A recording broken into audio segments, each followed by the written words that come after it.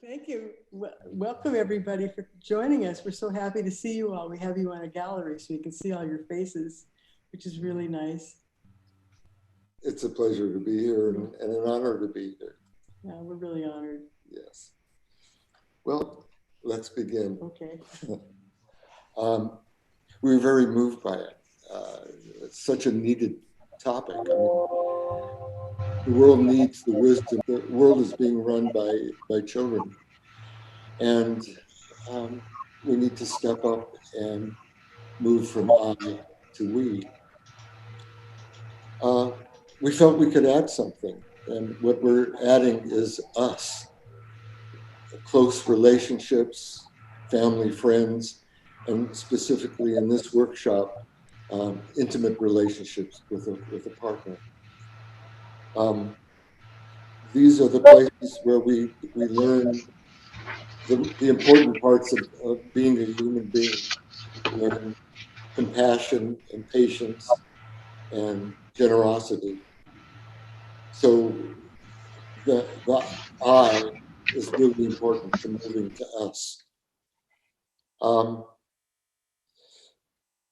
The I that we'll be talking about, I think it's going to be different from most of the other presenters. The I we're concerned with is the ego self I, the hungry I that wants, give me more and more, the selfish I. And what we believe is that if you can up-level the I into kindness, the world would be a better place, relationships will be a better place, and you'll be a better person. So that's basically what we're aiming for in this workshop. So we've written an invocation that clearly defines and mirrors our intention for this workshop, which is from I to us to we. And I'll read the invocation for you. It's, may the words that are shared today touch your mind and heart as you hear them. May they spark the flame of love that already exists within you. May that flame spread from your heart and ignite a fire in your relationship. May that fire spread to your family, your community, and your country. May that powerful flame of love create a conflagration that consumes hatred and envelops the world in kindness. The world needs the message of love and kindness, and you can be the messenger. Okay, anyway, I want to tell you about our relationship because it was a pretty magical thing that happened to us. Well, it started out, we fell in love on the Santa Monica freeway between the Lincoln and 5th Street off-ramp. And we were in the same car, and it was our first date. And we were on our way to go dancing. But a week before, I had met Richard at a girlfriend's birthday party. We ended up in a restaurant sitting next to each other. And we were just talking like we'd always known each other all our lives. We were just yakking away. And we didn't even notice there were 12 other people sitting at the table with us. We just were having such a great time. And when we left, I invited him to go dancing with me the following week. And so he said yes, which made me very happy. And I picked him up in my little Volkswagen Rabbit, and we jumped in the car. George Winston was playing on my tape deck, and we're driving along the Santa Monica freeway. And all of a sudden he reaches over and he grabs my hand and he says, "You're so beautiful. You're like a young woman. You're like an old lady." And I looked at him and I went, "You are the cutest thing I ever saw in my life." And I couldn't believe and he was so adorable and it was so wonderful. And he was seeing me in all these different lights and it was just the sweetest thing. So anyway, we arrived at the dance home parking lot. It's a freestyle dance place. And we're sitting in the car and all of a sudden we just start kissing. And I'm not the girl that sits and makes out with guys in parking lots, but here I was making out with him in the parking lot.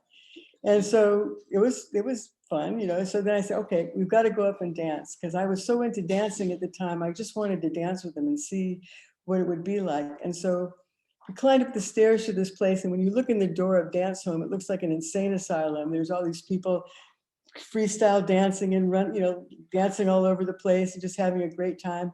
And so he walked in there, we looked at each other, we started whirling around the dance floor like Fred Astaire and Ginger Rogers, in between all the writhing bodies and, and all the people that were dancing, and we just were having the most wonderful time. And of course, we went back to his house afterwards and we made love. And so that was a really very nice first date, if I must say so myself. Anyway, for this. So anyway, the date was September 20th, 1982 at the time. And we were at that point walking around and telling everybody that we were madly in love. Here we go. And so we were walking around, we went into Hollywood. This was the first picture of us ever taken. That was about 2 or 3 days after we met. And we were at the Grauman's Chinese Theater in Hollywood, where they have all the footprints of the famous people. And they had a photo booth. And this was a one of the first digital cameras that we had, so you could see what it was like at the time. But this was just a few days, and we were madly in love with each other. We just could see it on our face. Yeah, we were just so happy.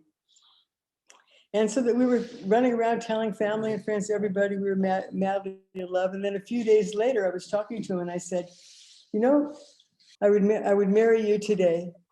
And he kind of like looked at me and I didn't even know that was going to come out of my mouth. I just felt like so safe in his quiet presence. He was beautiful. And we really recognized each other in a really deep heart place, like we were twin souls of some kind. It was really amazing. And at the time, I was 42 years old. I was a single mom for 10 years. I had 2 teenagers and married once. And during my 13-year marriage in my single life, and I had a couple of relationships and various human potential workshops, and my heart opened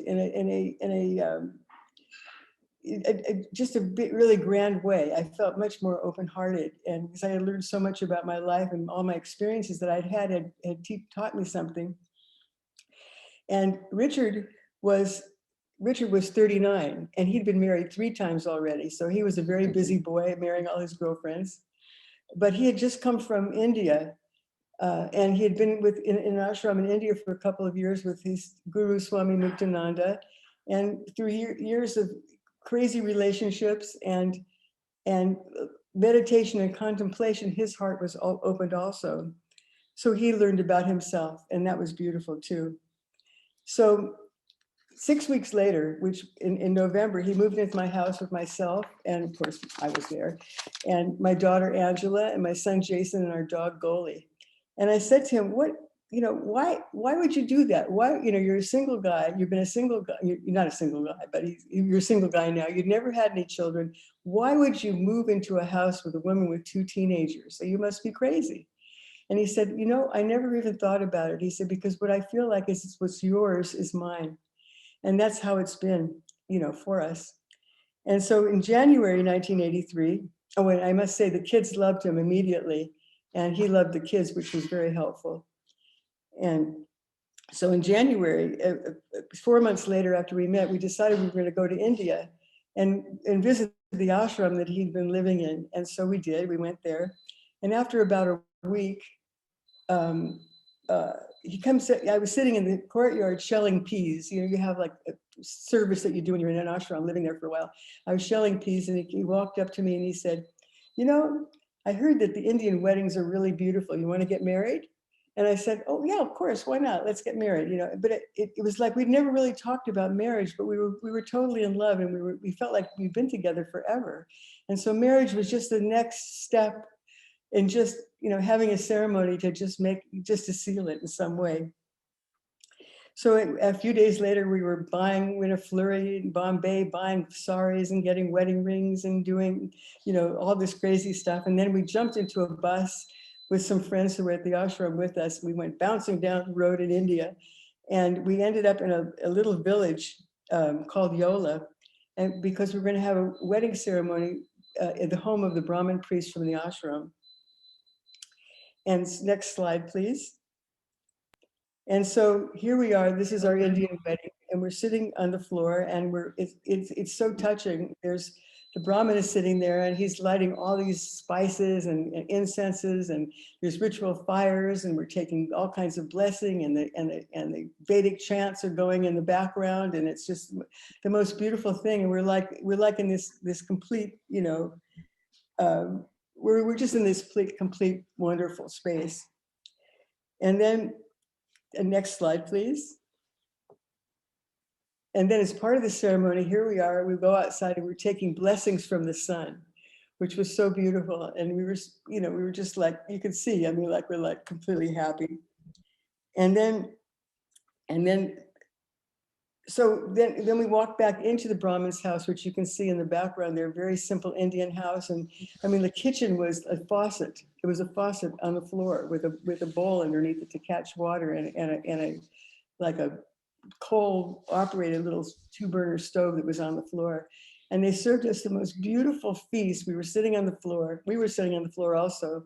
And they served us this beautiful feast served on leaves that were sewn together. You know, it's just wonderful. And then afterwards, next slide, they came and picked us up in the Tonga, which in India, there are these horse-drawn carriages that people drive around in all over the place. And there's bells and whistles all over them. And you can see beautiful paintings. And so we went down the road in India, in the village, this little narrow road. And we were like probably the entertainment for the day for the whole group of people for the year, yeah. And everybody was like standing on the rooftops, and they were waving at us, and they were running by the Tonga, and everybody was just like this, like we were the king and queen, you know, leaving some kind of an amazing ceremony. It was just the most beautiful thing. And so that was India became our honeymoon. And it's an amazing sensual place of sights and sounds and smells and life and death in your face. And it was a land of contrast and an amazing experience that we had, obviously. And then we went back home. And then next slide. And we had a potluck wedding in our backyard. And so here, this is my parents, my mom, my dad, my son Jason, my brother Robbie, who married us. He had a Universal Life Church certificate, and he married us. And of course, Richard and I, and Angela, my daughter, and Richard's mom and dad.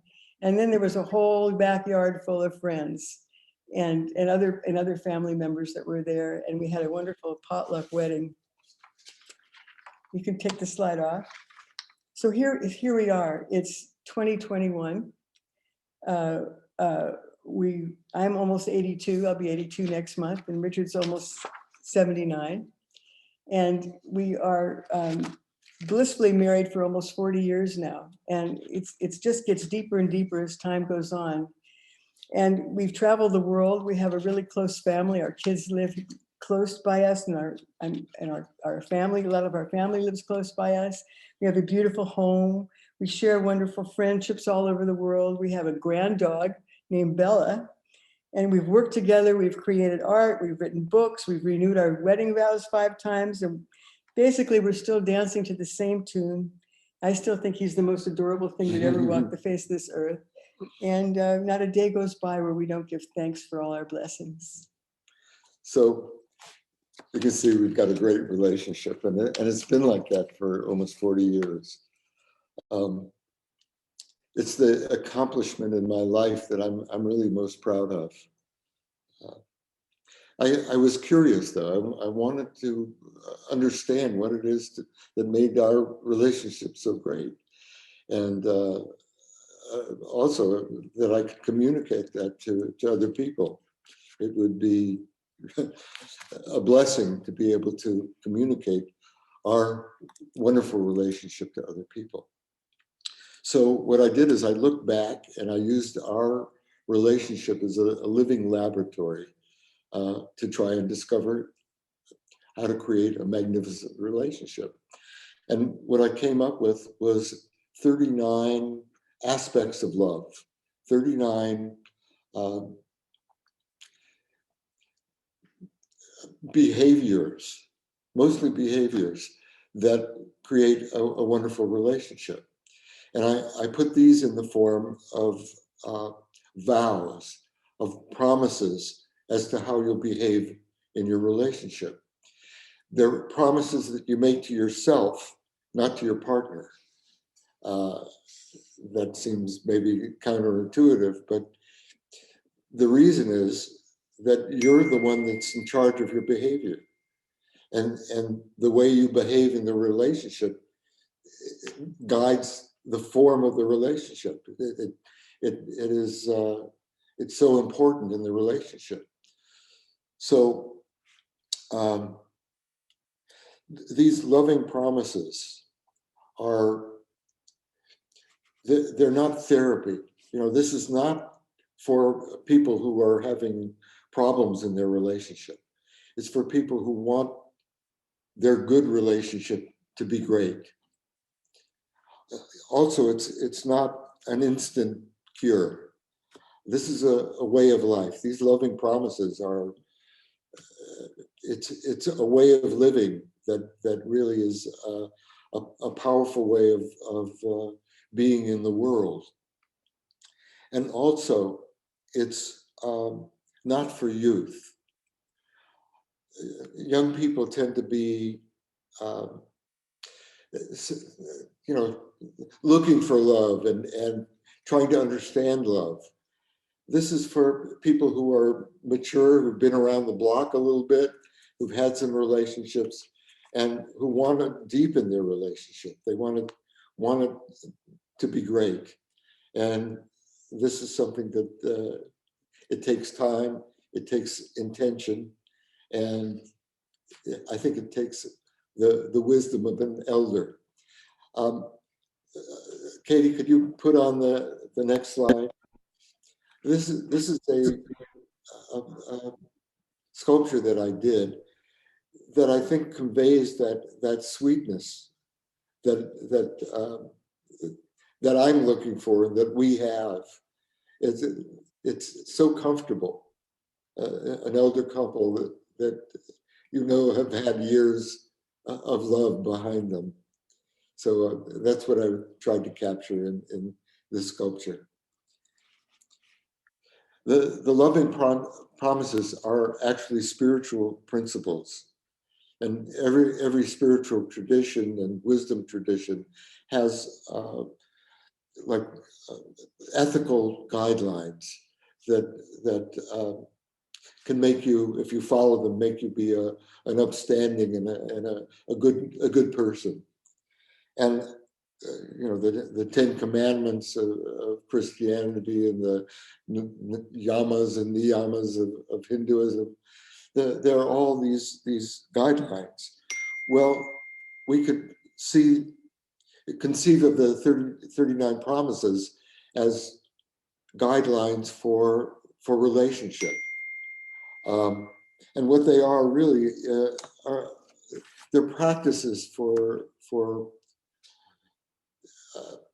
developing uplifting qualities like compassion and patience and generosity.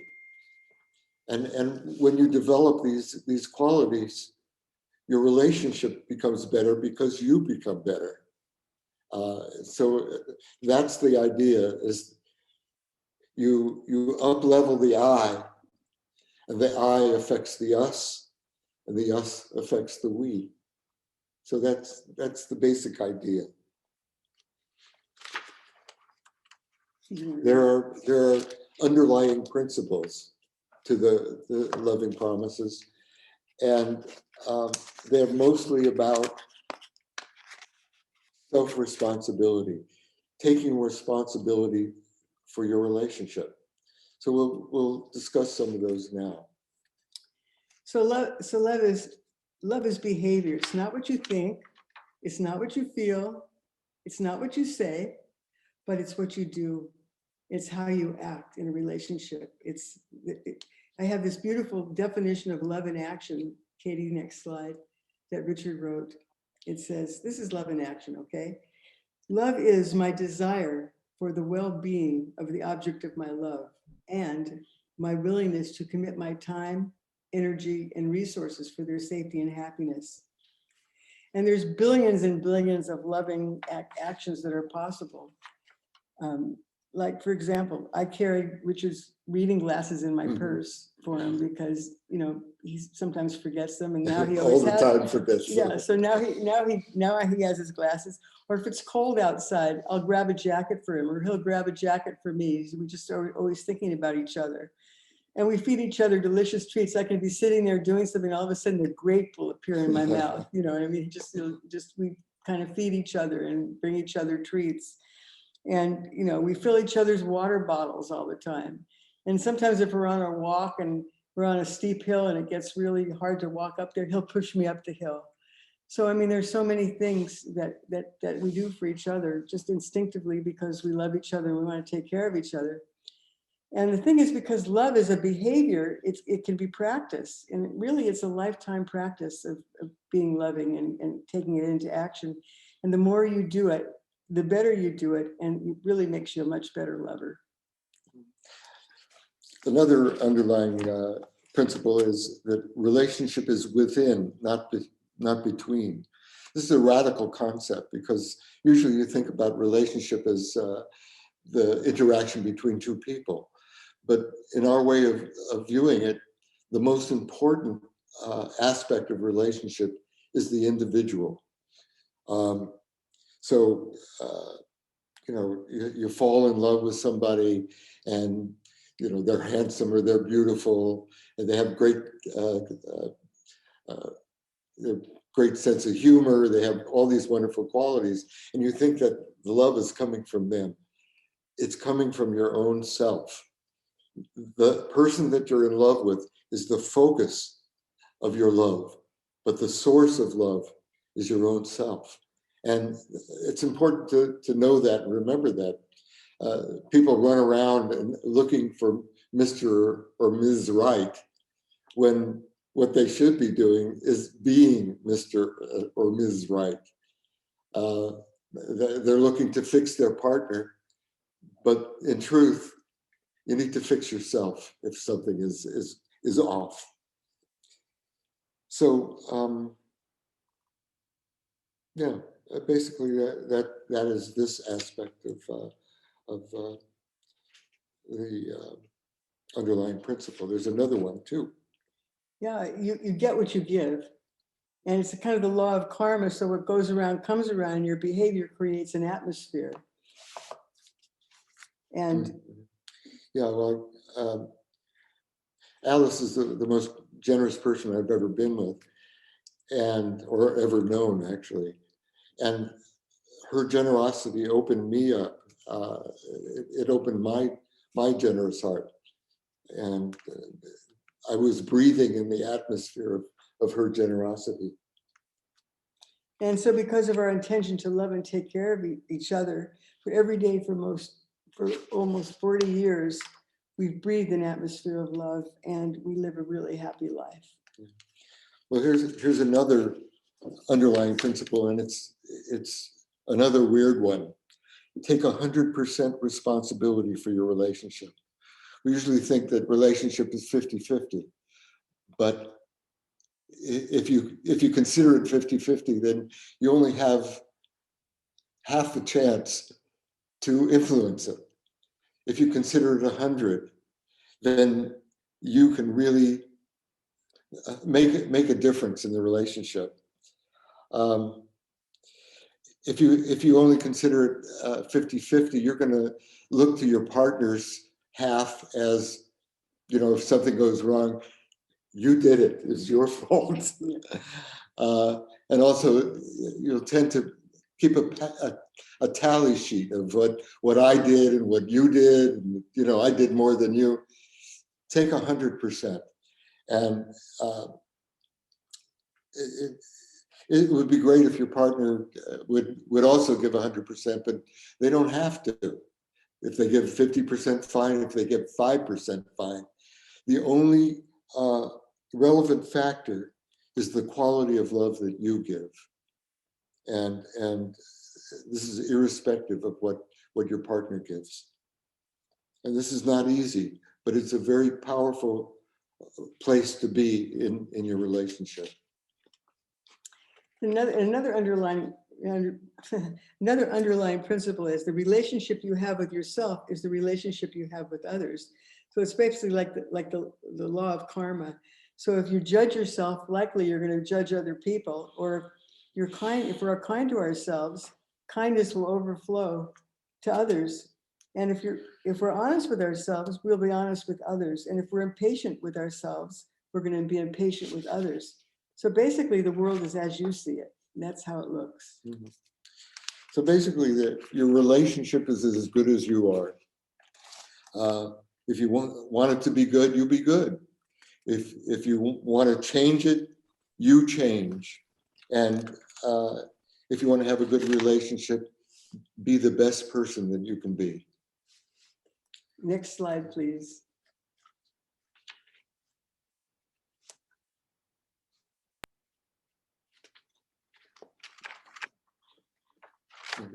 Yeah, this is a painting that I did of Richard. It's a pretty intimate painting, but Richard writes with a pencil on paper, so he wrote the book Loving Promises that we're talking about today on paper, just scratching away. So sometimes in the middle of the night, I'd wake up and he would wake up in the middle of the night, and I would wake up and I hear the scratching, of pencil on the paper. And it made me so happy because he'd had a dream to write this book, to put this out in the world, the beauty of this whole thing.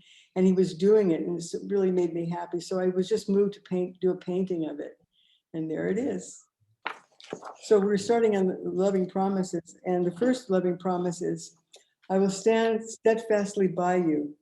I am wholeheartedly committed to the permanence of our relationship. I will not leave or threaten to leave, even during times of difficulty. So one of the ceremonies that we had in India, when we were in the home of the Brahmin priest, where he'd hold a sheep, we were standing there facing each other, and they would hold a sheep between us. And that was the time when we had the opportunity to leave if we wanted to. And if we wanted to stay, then we would be committed. But if we wanted to leave, we could get out the door and nobody would bother us. But in our case, the sheep was kind of like over here, and we were staring at each other eyes, and we were just in tears because we knew there was no way that neither of us were leaving this. This was too good to be true. And it was true. And so the sheet came down, and there we were. There we were, standing there, of course. And that was wonderful. Yeah. And that was a clear indication of our commitment. And this promise is about commitment. It's a fundamental promise. Without physical presence, there's no relationship. I think everybody has a hunger for continuity in their relationship. They want to know, will you be here for me? Will you be here if I need you?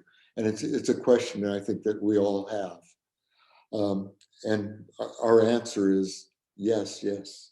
There's no doubt that for the rest of our lives, we are committed to each other, and there's so much peace and comfort in that for us. For us, there's no ifs. I'll be with you if you don't get fat. I'll be with you if you don't stop. If you don't start not wanting sex, I'll be with you if unless somebody else comes along. So there's no ifs for us. The more ifs that there are, the weaker the commitment is, and eventually, if there are too many ifs, the relationship will fall apart. In past relationships, I always had an exit strategy. My bags were packed, they were at the door, and if things got hairy or too much was asked of me, I knew I could leave. But with commitment, we're able to go deep. It's like, when you want to drill a well and the water is deep, you can drill as many shallow wells as you want. You're never going to hit water. But with one deep well, you're able to get the fresh, delicious water. And the delicious water in our relationship is the sweetness and the health of our relationship. if you run at the first indication of discomfort, you can't reach that sweetness. If you have fear of intimacy, if you have the desire to control, if you have fear of abandonment, all these issues, they're going to keep coming up in relationship. So you can leave the relationship you're in, and you'll have another one, and those same issues will come up. So a commitment to our relationship is it's a commitment to ourselves. Next slide. Next slide. I will be, this is the next promise. I will be awake to you. In order to know you, I will take interest in you. I will observe closely and listen carefully to you with focus, empathy, patience, and compassion. I will receive you with an open heart and mind, trying to intuit the feelings and decipher the meanings that lie beneath your words and actions. Basically, this is about paying attention to your partner, which is so important. When I'm with Alice, I try to open my eyes and I open my ears. There's a thing that we do that it's very powerful, and I recommend it to people. The center of your chest is a very vulnerable, open place. And sometimes if I'm looking at Alice, it's as if there's eyes in my heart, and I see her from my heart. And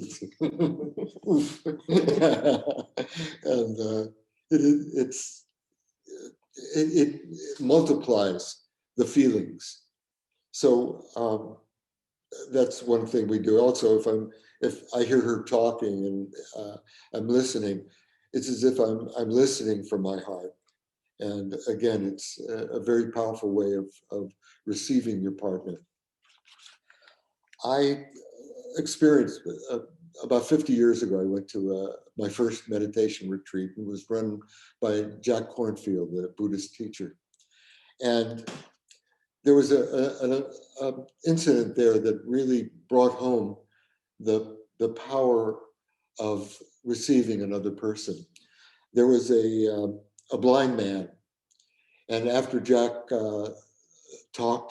gave a Dharma talk, this blind man came up to him and asked a question. And I wasn't close enough to hear, but I saw what was going on. And what was going on was the man was talking, and Jack had put his hands over his eyes. I was confused as to why he did that. So after the blind man left, I asked Jack, what were you doing? And Jack said, I wanted to really experience him as he experienced me. And what a beautiful way of doing that. He made himself blind so that he could receive the blind man in his way of seeing Jack. So anyway, that was a powerful experience of receiving. Next slide. I will serve your best interests. I want the best for you in the same way I want the best for myself. I will take care of you, comfort you, encourage you, and protect you from harm in ways that empower you and not interfere with your growing into your perfection. So another part of the Indian ceremony was the giving of a Mongol, they call it a Mongol Sutra. And what it is a necklace. And this is my Mongol Sutra. And it's something that I wear all the time. And when I put this on, it's my commitment to be there to protect Richard. And I never take it off. I mean, even if I was having lunch with the Queen and I was wearing, excuse me, all my diamonds and emeralds, which I don't have, I would still wear this. Excuse me. Thank you. So we'll take the next slide, please. This This is another part of the ceremony that we were in. This was Richard's commitment to serve me here. And you can't see the feet on this photograph, but there were 7 piles of rice on the floor.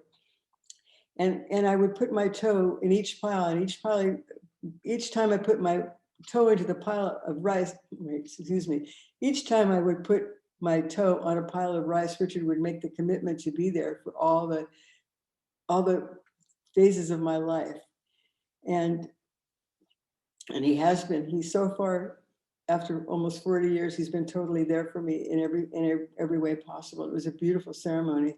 And it was really cute because you can see those kids were standing in the doorway, and while the Brahmin was chanting, and then the Brahmin would yell at them, "Ah!" Like this, and they'd all run away. And about 2 seconds later was a bam, they were right back in the doorway watching us. And so it just made it so precious, really.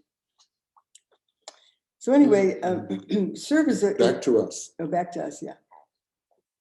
Serve is a powerful word, and Richard and I are servants to each other, but not in a negative way. We're servants to each other because we love it. We love serving each other. We love giving to each other. So it's a very positive thing.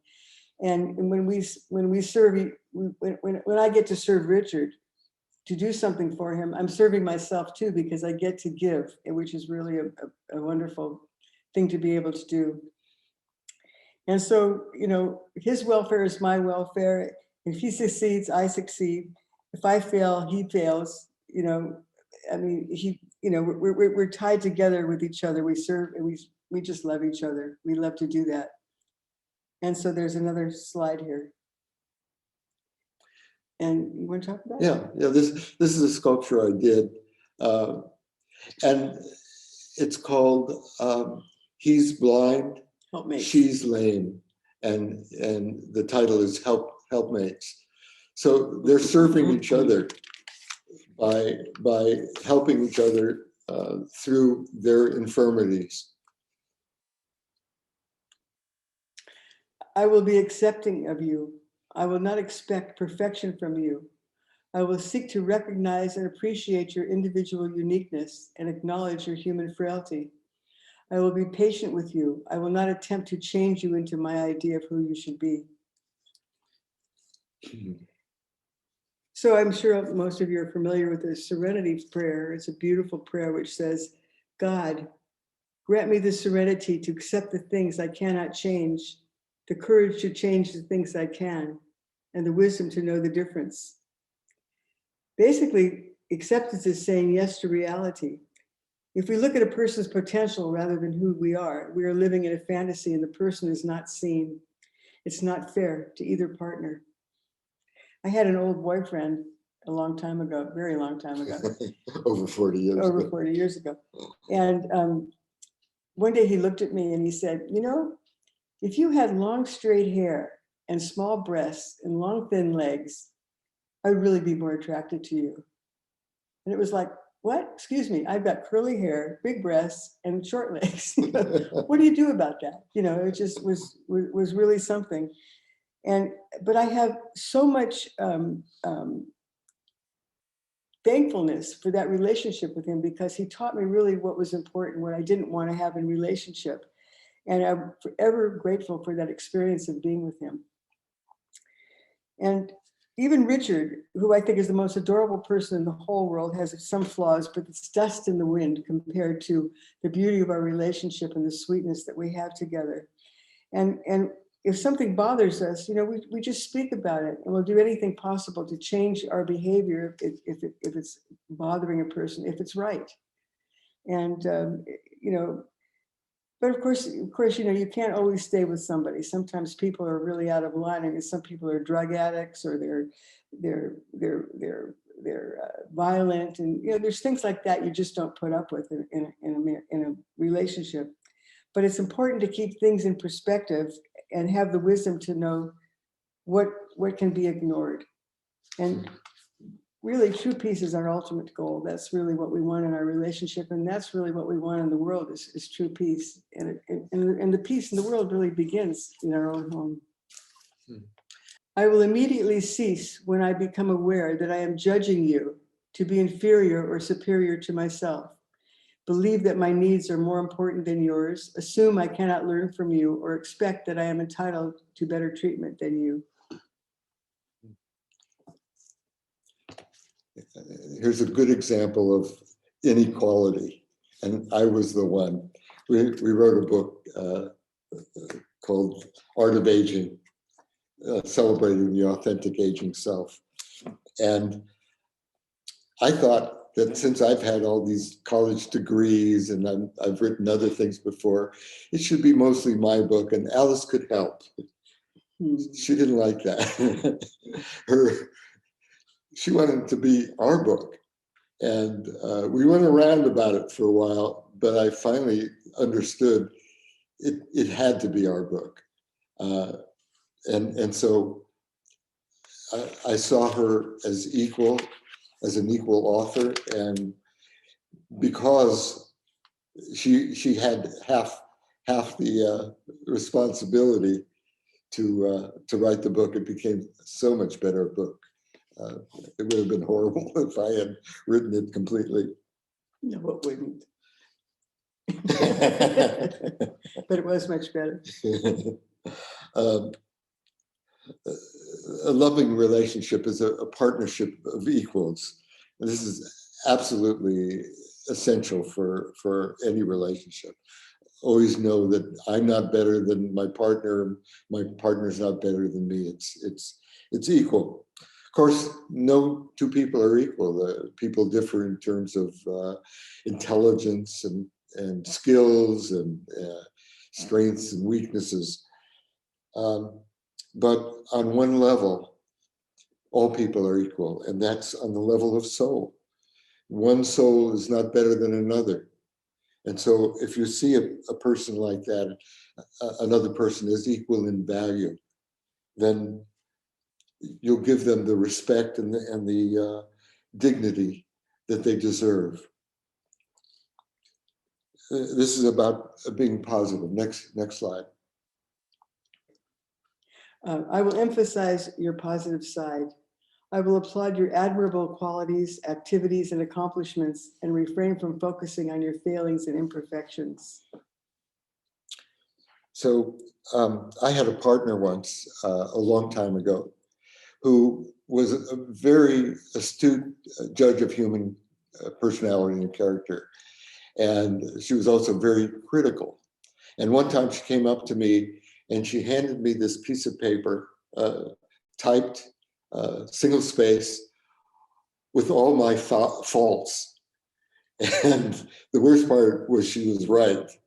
And anyway, needless to say, I got defensive. I started hiding what was wrong with me. It was not comfortable. I was walking on eggshells. And that relationship did not last very long.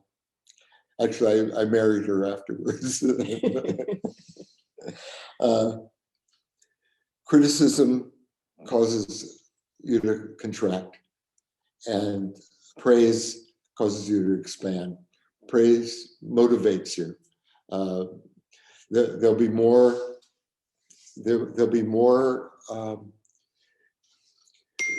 positive behavior that comes from praise. So praise. This doesn't mean that you should turn a blind eye. When there's criticism necessary, do it, but do it with kind intention. And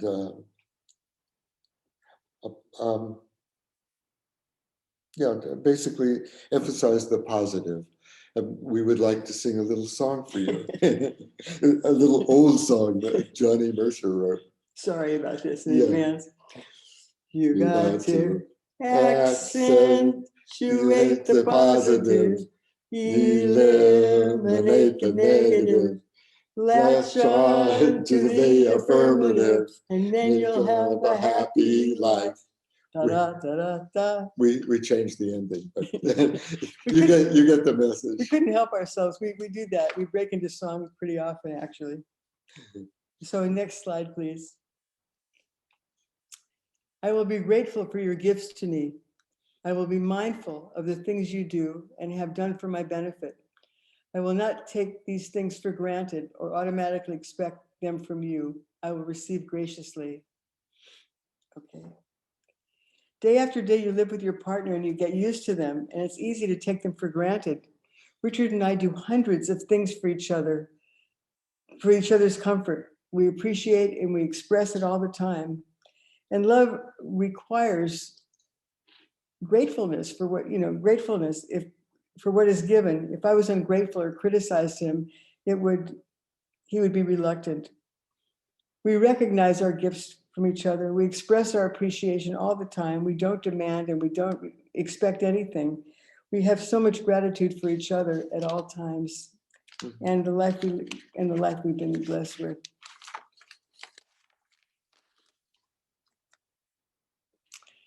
I will express my feelings of love for you. Everyone wants to know if they're loved. I will demonstrate my love for you through my words, my touch, my giving, and especially through my conduct. Every day for almost 40 years, there's not a day that goes by when we don't express our love for each other. And some people think, oh, they know I love them. But really, people really like to hear in words that you love and to express your love. It's such an important thing to do. And Richard's going to read a little excerpt from Loving Promises that has to do with this. Let me get my specs.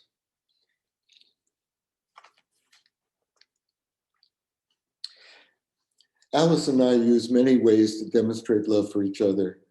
I know Alice likes flowers, so I cut some roses from the garden and placed them in a vase near her side of the bed or on her bathroom sink. I open doors for her and bring her a drink when it's hot out. She enjoys being massaged, so many times I'll rub her neck, shoulders, or feet. When Alice makes me a bag lunch, I will always find a love note or a lipstick impression of her kiss on a piece of paper in the bag. When I divide up the chocolate bar, I always give her the piece with more almonds. Often she'll grab my hand and kiss my fingers or cook my favorite meal. When we walk arm in arm, I slow down, she speeds up so that neither of us is uncomfortable with the pace. I always make sure that Alice is seated in her favorite location when we are out, back against the wall so she can watch people. Sometimes in cold nights, I will climb on her side of the bed first so that it will be warm when she gets in. We both understand that all of these actions are expressions of love. These are little small ways of expressing love, but they're big. They're small but big, meaningful. Tell them about your dad and the dog. Yeah, my father was old school. He was wouldn't touch a lot and wouldn't hug. And I remember one time I was visiting my parents and standing at the door about to say goodbye when my dad came over and he was holding his little dog, Snoopy, a Chihuahua mix. And he took the dog and put him next to my cheek so that the dog could lick my cheek. And I thought, how strange, what was going on. When I left and I got to the car, I realized that this was my dad's way of expressing love. He felt uncomfortable kissing me, but he had Snoopy express the love for him. So that I got that. I received that from him. So don't wait for the perfect time to express your love. The perfect place is now. It's here in this moment. The best way to express love is through the loving promises. I will speak to you with care. My words have power for you, so I will take care to honor your feelings and your dignity, not only with what I say to you, but also how and when I say it. I will be especially aware when we are in conflict. Kids have a saying, sticks and stones can break my bones, but words can never harm me. And that's wrong. Sometimes words can cut more deeply than any physical bruise. And sometimes the the injury from words never heals. Alice and I know very, very clearly what'll hurt one another with words. We've been around each other long enough and we know each other's vulnerabilities. But we never, ever use words to hurt each other. We choose not to. The number one rule that we use for communication is communicate with respect and kind intention. Respect each other's feelings, respect each other's dignity. This is difficult sometimes, especially if there's stress and dissension, and especially during arguments. Emotions are stirred up and anger is stirred up, so it's hard to maintain that kind intention, but it's essential. We had an argument once. I think it was the worst argument we've ever had, where we were in the car. We had pulled to the side, and we were screaming at each other, and forehead to forehead, nose to nose, screaming. We hated each other in that moment. And then we looked down, both at the same time, and we were holding hands. So it was so important to us to maintain that connection, even in the midst of anger. Yeah, it was sweet, very sweet. Next slide. I will play with you. An essential purpose of our connection is to create mutual joy. I will do what I can to make humor, entertainment, curiosity, surprise, creativity, imagination, romance, excitement, and childlike playfulness vital elements in our relationship. I will make sure to schedule playtime in our calendar. George Bernard Shaw said, "We don't stop playing because we grow old. We grow old because we stop playing." Playing brings us alive. It puts us in the moment. It makes us ageless. I'll never forget, there was a family get-together, I think it was a wedding, and my grandfather was there. He was in his 90s. The band was playing, and he was moved to get up and start dancing. And the whole group made a circle around him. Like I say, he was in his 90s. He didn't move a lot, but he was swaying with the music, and you could see on his face an ageless joy. He was playing, and that I'll never forget him in that moment. That really stands out for me.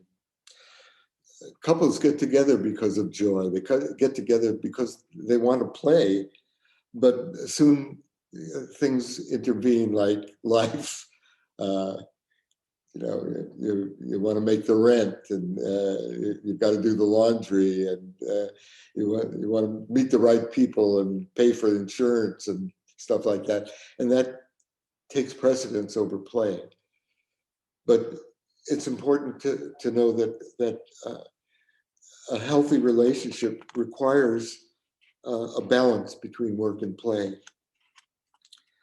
Most of the happy couples we know how to play, and most of the unhappy couples we know don't play.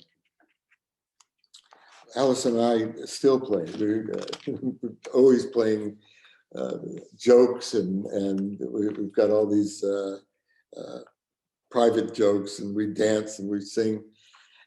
It was the quality of humor that was one of the prime reasons that I was attracted to Alice. She knew how to make me howl with laughter, and we still do that. And so I guess, according to George Bernard Shaw, we're never going to grow old because we're never going to stop playing. I will nurture myself for both of us. My well-being affects you as well as myself. I will strive to choose wholesome alternatives in my life that keep my body healthy, my mind positive, and my spirit uplifted. I will look after my own needs so that I am not overly dependent upon you. Okay. So in a committed relationship, we're no longer a lone individual. We have shared responsibilities and shared experiences. We take care of ourselves and we take care of ourselves and each other, and we want the best for each other. And the clearest example is our health. If we neglect our health, we both suffer. We became vegetarians a few years ago, and we take real pleasure in cooking delicious meals for ourselves and our family and our friends, and we take good care of our bodies. We do exercise. I've been studying yoga for about 45 years. We do stretch class, and we strive to keep our alleged minds engaged in peaceful thoughts and actions. And the greatest gift to our loved ones too is for us to take care of themselves, so they won't have to take care of us. I will maintain the awareness of the spiritual essence of our relationship. You, our love, and the bond we share are sacred gifts. It is an essential aspect of my spiritual path. That understanding will inform all choices that I make. The traditional view of the span of a human life is an arc, you're, in terms of energy and engagement. As a baby or a child, you expend more energy and more engagement, and then I guess it's young adulthood, the curve starts going down, and then it's pretty soon you're circling the drain. This shows the development from child to adult to an aged man. It's called the circle. But it's different. It's different from the arc of the spiritual in your life. It's not an arc. It's a gradually straight line. As you get older, I think the spirit takes a greater part of your life. You start asking yourself the big questions. Why am I here? Where am I going? What am I to do? And so these questions start coming more and more frequently as we get older. If we can bring our relationship into the sphere of the holy, it makes our marriage holy. I asked my spiritual teacher, what is a spiritual marriage? And he said very simply and very profoundly, treat each other as gods and goddesses. And that's what we try to do. We try to treat each other as holy. And I think we do treat each other as holy, really. I worship him. Mm. We worship each other, really.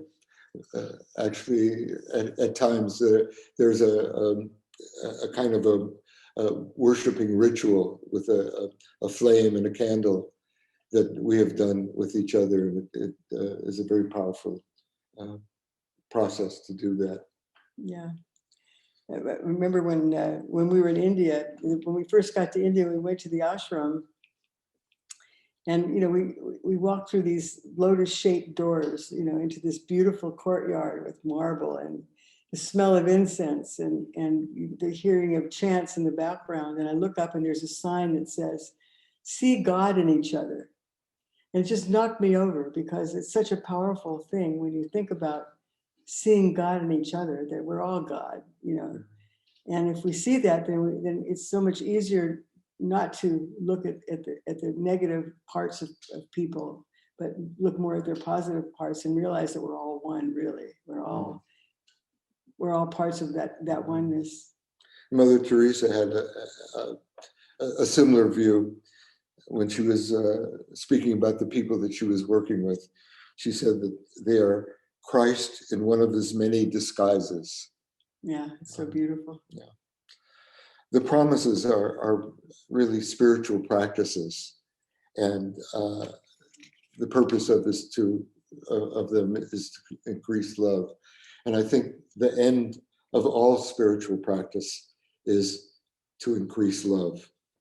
And I think in all being spiritual aspirants who have practiced for a long time, they eventually end up being loving beings.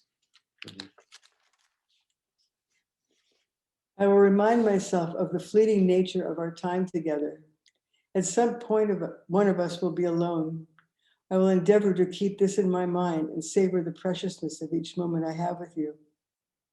So Richard and I have had two wedding ceremonies, our Indian wedding and our potluck wedding, and 3 marriage renewals. And we just love marrying each other, and they're just chances to, make more vows to each other. But our last wedding, which we had, was our final it's our final marriage ceremony that we've had, because we realized we've been living the vows, but this one was to always remember that this day that we have together may be our last. And when we remember this, it just makes each day much more precious, and it makes it more, important to keep practicing loving kindness. We have back to us, please. Yeah. We have a friend who has since passed away, a Chumash medicine man, Grandfather Semu. And he always said, from the day we're born, we begin to die.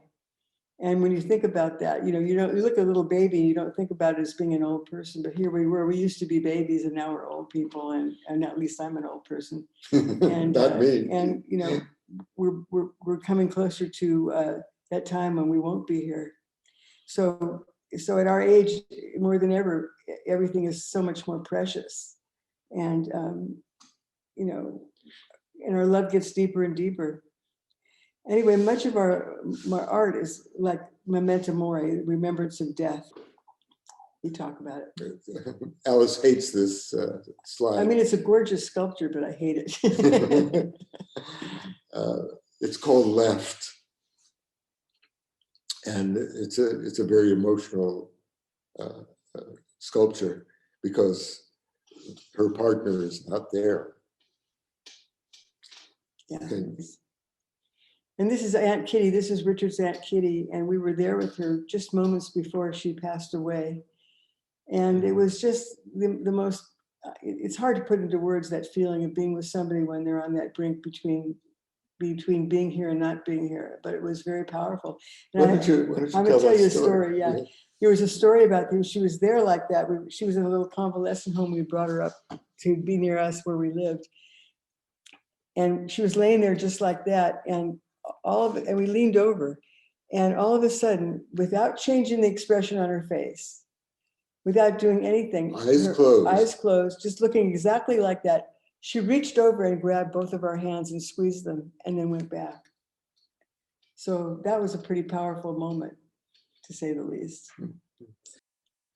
This is a portrait of Alice. It really is, actually. It's a dental x-ray. Yeah, this is on our wall of our office, right by the light switch, so that every time I turn the light on or off, this is what I see, and it's Alice.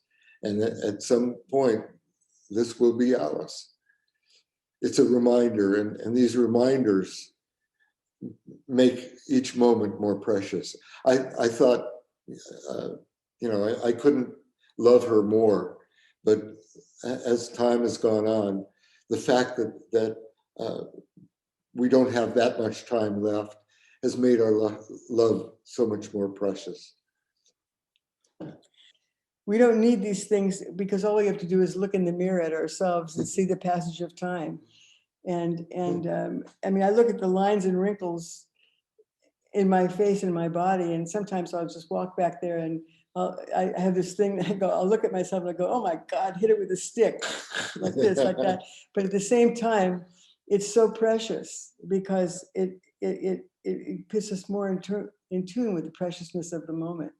And so I see the beauty in it as well as the terror of it too, you know, or the whatever it is, you know, it's just amazing because inside I'm still this person, I'm still a little 3-year-old Alice, but outside now I'm an old woman, and it really is pretty amazing experience to be living life as a human. Well, I see her too as beautiful, and my view of her is through eyes of love. So she's really the most beautiful creature that ever moved on the earth. He's blind. Even now. He's blind, but he can't help himself. There's I feel the same way. Here we go. I will expand my love into the world. My love will wither if it's reserved only for you. I will extend my love, respect, and care to family and friends, acquaintances and strangers, to nature and to all creation. Yeah. This promise mirrors the summit, and most closely mirrors the workshop itself, from I through us to we. There's a myth that you can hear it in song and in stories and poems, that if you love a person exclusively, that's the deepest form of love. But that's not the case. We'll sing you another song if you could handle it. This was from the movie Some Like It Hot, and Marilyn Monroe sang this one. Sorry about this in advance. I want to be loved by you, just you, and nobody else but you. I want to be loved by you alone. Boop, boop, doo. Sorry. So that's not the way it should be. Love is real if it's loved in all the 3 areas of love: love of self, love of close friends and intimates, and love of the world. When you think about the natural growth of love in human beings, as infants and young children, it's all about I. But in time, there's more of us. More us comes in, friendships and start having relationships and teenagers, and then maybe you fall in love, get married, have children, and as you get older, you start thinking more in terms of the world and wanting the world to be a kinder, more safe place for ensuing generations, and for your children, your grandchildren, your great-grandchildren. And so the we starts taking more precedence. Hopefully that will include we, not just humans, but what about the animals in the world? What about non-living things, the earth itself, the air, the water? This could be part of us. This could be part of our family. What a beautiful thing it would be if we considered the whole world our family. How different the world would be and people would be if we considered the entire world, the entire universe as to be our family. There's a 2,600-year-old Buddhist practice, and some of you may know it. It's called metta, loving kindness. And I'd like to share that with you. I do that in all of my meditations. And it's simply repeating phrases over and over until they feel real to you. You start out with I. May I be happy. May I be peaceful. May I be free of suffering. May I love and be loved. I added the last, loved and be loved. That's not part of the formal metta. But you repeat these statements over and over until they feel real to you. Then you move on to the next. May a close person to you, in this case it would be Alice, may Alice be happy. May Alice be peaceful. May Alice be free of suffering. May Alice love and be loved. And when that feels real, then you move on to something that's very, very, very difficult, but very important. It's wishing well and wishing happiness to enemies or people who have done you wrong. And so it would be, may so-and-so be happy. May so-and-so be peaceful. May so-and-so be free of suffering. And then move on to everyone. May all beings be happy. May all beings be peaceful. May all beings be free of suffering. May all beings love and be loved. And through this, you've moved from I to us to we. And there's the workshop. there we are. So we've provided you with information about, a lot of information, and you don't need to remember any of it really. The only thing that you need to remember is to be kind. And when you're faced with the choice of two alternatives, choose kindness and choose love. And so I'll end it with part of the invocation that we gave at the beginning, which is, may the flame of your love spread from your heart and ignite a fire in your relationship. May that fire spread to your family, your community, your country. May that powerful flame of love create a conflagration that consumes hatred and envelops the world in kindness. The world needs the message of loving kindness. You can be the messenger. So these are some of the books that we've written. Richard and I wrote The Art of Aging, Celebrating the Authentic Aging Self. And that book was when we first realized we were getting older. We used our art to go through an understanding of what it's like to be older. And we created over 60 pieces of art, which is in that book. And it's won a couple of awards. And of course, there's Loving Promises, which you just heard about. And it's a true story because we're living it. We've been living it for 40 years. And I was amazed that Richard could even look back in time and formulate the loving promises, but that's how we've been living in that life. And the other one is a call for men to become warriors of kindness, because Richard feels that, and a lot of us feel that men have been the cause of a lot of the ills that are happening in the world. And this book, not just men who aren't in touch with their heart, are not in touch with their heart. Yeah. And it's amazing. He kind of wrote that, and well, he wrote the first part of it really fast. It just came out of him like just something that came from right inside of him. It almost is like a book of poetry. It's very poetic, we'll put it that way. And the other one is Becoming Love Able, and that's available in early 2022, and that's based on the loving promises, but it's how a man can grow to be a more loving partner. And they're all available at Amazon.com if anybody is interested in purchasing them.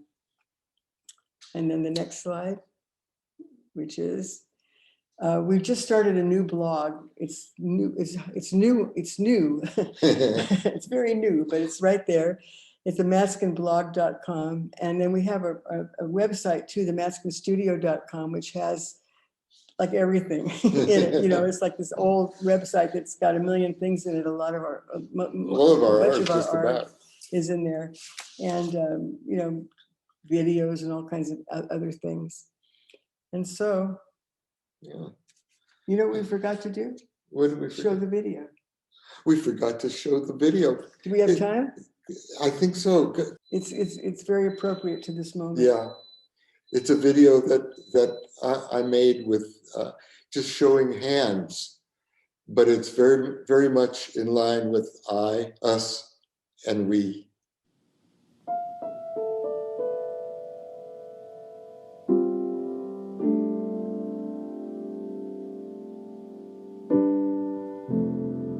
Love is contagious. You catch it from the ones who love you, and you transmit it to those you love. Passing on the love from your heart to another plants a seed for far-reaching change. That simple seed can spread and blossom into the dawning of peace and understanding in the world.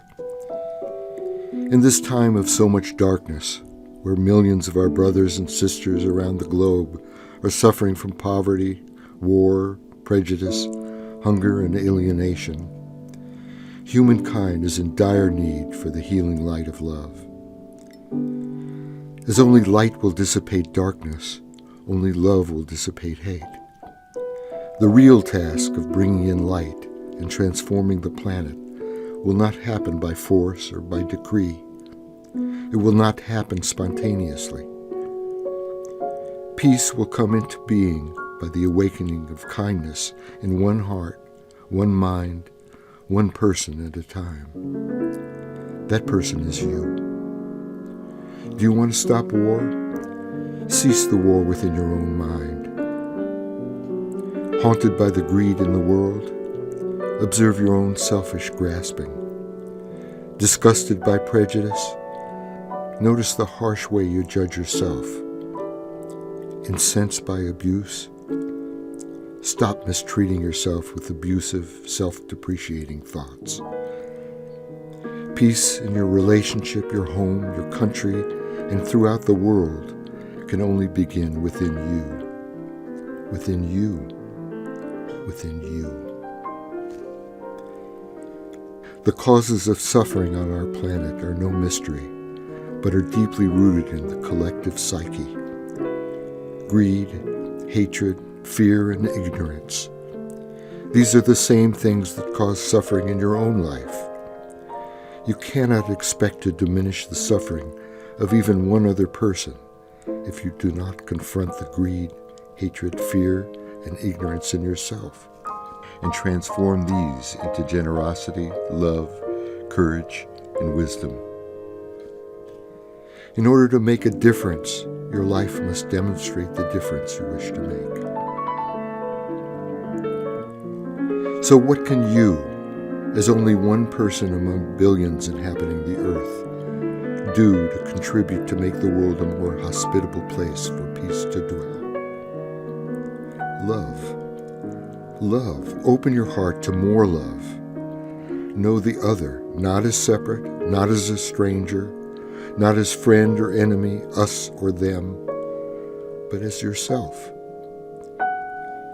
The child starving on the street in Somalia, the terrorist in Syria, the rich Wall Street trader, the homeless person you just passed holding a handwritten sign on the street corner, the beloved child or your partner you are now cradling in your arms. These are not strangers. You know them. They are you. They have needs and fears, hopes and dreams, suffer pain and celebrate joy, as do you. They are flawed and fallible human beings, perfect in their imperfection, as are you. They have taken birth, they will age, and when their time is up, they will die, as will you. No matter who they are, what they do, or what they've done, as a sacred soul, they are entitled to happiness, peace, freedom from suffering, and to love and be loved. As a spark of the divine, they are deserving of your caring. Remember that love is your true nature, your birthright, your most valuable possession, and the greatest gift you can bestow. It holds the potential for boundless happiness for yourself and for all those within your loving embrace. Don't allow it to wither. Don't wait for it to come to you. Take down your walls. Open up your generous heart. Demonstrate your love by resolving to consciously choose at all times, with every person, in any situation, to behave with integrity, speak care-filled words, be patient, and treat others with generosity and kindness. Your goodness will be returned to you manyfold. Trust in the truth of love, the power of love. Share the bounty of love. Let the potency of your love inspire others to greater love. The light of your love is a powerful energy, and it can spread. A candle is lit in a darkened room, and the flame is passed on to light another candle. Though the flame is shared and shared again, it is never diminished. Each person receives the flame and lights another person's candle. They in turn light another, and then another. Soon the room is bathed in light. May the flame of your love be kindled in your heart, and may it blaze ever more brightly. May your flame endure and ignite the world. The world is in need of your loving kindness. Start with yourself. Start with your beloved. Start now.